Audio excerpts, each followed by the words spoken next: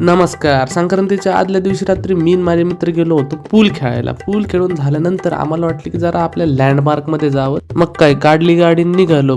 तिथून आम्ही गेलो आमच्या इथलच्या फेमस अंबिका बेळवाल्याकडे आणि तिथे जाऊन दिली दही कचोरीची ऑर्डर. दही कचोरी आली सुद्धा आणि आम्ही तिघांनी लगेच रपा रपा रपा रपा सगळी संपून टाकली. दुसऱ्या दिवशी होती संक्रांत. मग असा प्लॅन ठरला की सगळ्यांनी माझ्या घरी यायचं आणि सगळ्या पतंगीला सुत्तर पाडायचं. मग ओम भाऊ आणि केदार भाऊ माझ्या घरी आले. रात्रभर आम्ही सुत्तर पाडत बसलो होतो. तशीच बघता बघता झाली सकाळ. गेलो गच्चीवर तर सगळे पोरं पण जमले होते गच्चीवर. जिकडे बघा तिकडे नुसत्या पतंगी सोबतच आमच्या इकडे आर्यन भाऊ वेंकी भाऊ थोडस फोटोशूट करत होते. ते झाल्यानंतर आम्ही भेटलो केदार भाऊंना, ज्यांनी कोणाला तरी पेमेंट टाकलं. मग ते माझ्या चक्री शोधत हिंडत होते.